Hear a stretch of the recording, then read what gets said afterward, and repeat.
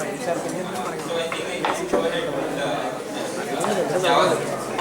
So Java, it's a language. So JavaScript is it's a client-side scripting language. So what is the difference between the server-side language and the client-side language? So JavaScript is rendered on the browser. So any web browser can understand the JavaScript code, right? So it is interpreted and it is what you are seeing in the browser, right?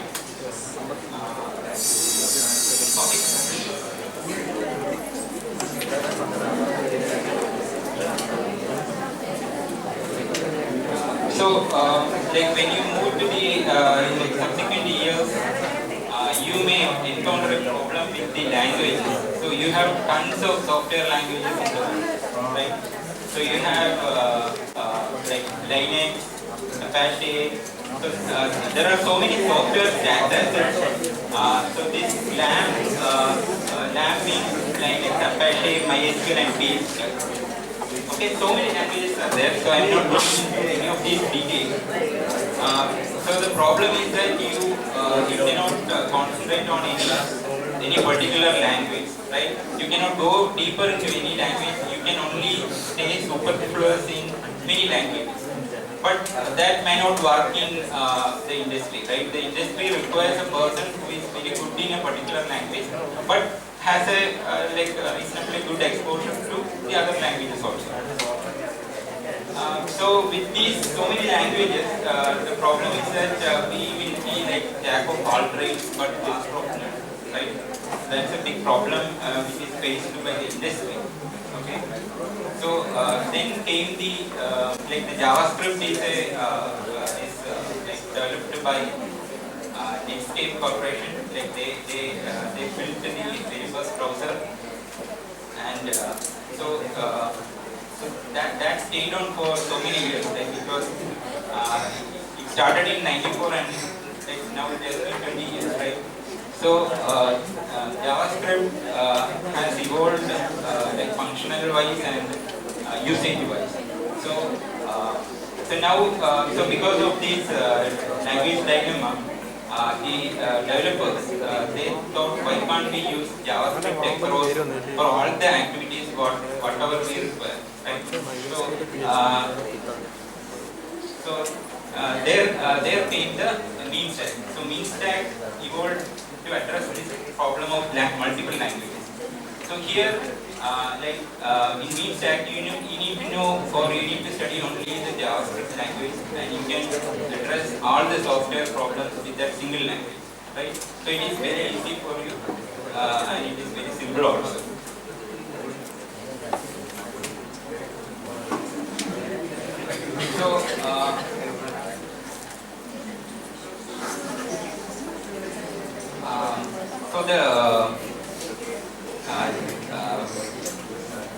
So there is a JavaScript engine which is running in the Google Chrome browser, that is called the V8 JavaScript engine.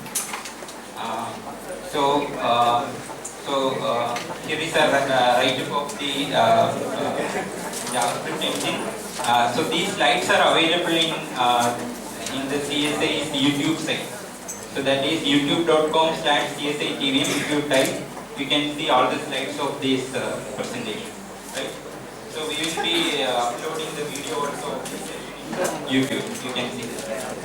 And photos we will upload in Facebook page. So friend, I don't know if he has taken photographs of the event. So a small gift to him.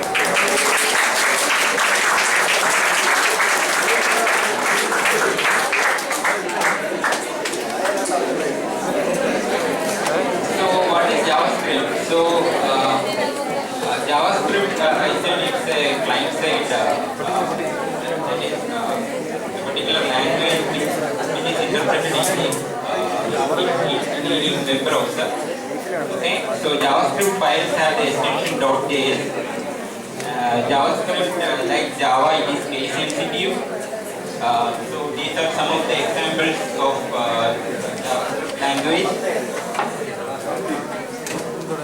So semicolon separates JavaScript statements, and in one statement you can write many variables, etc.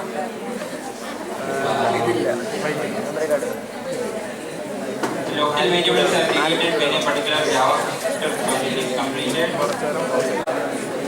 So find is the method you use for getting data from the database, right?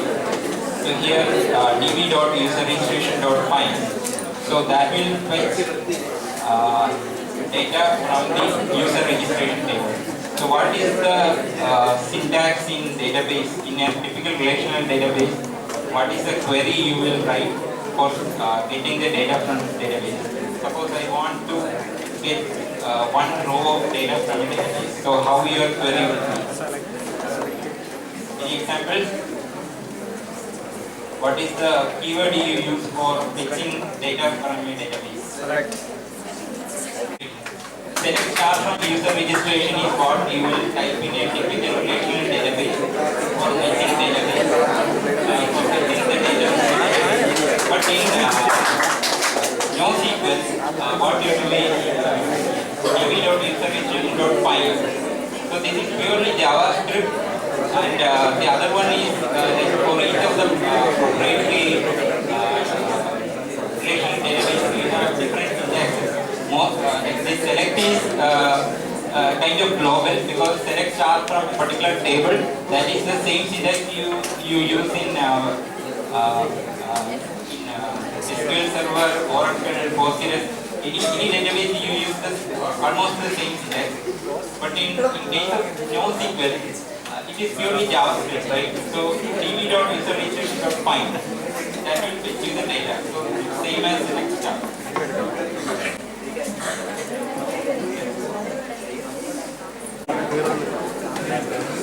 So these are some of the further examples of MongoDB. Okay, Mongoose. Mongoose is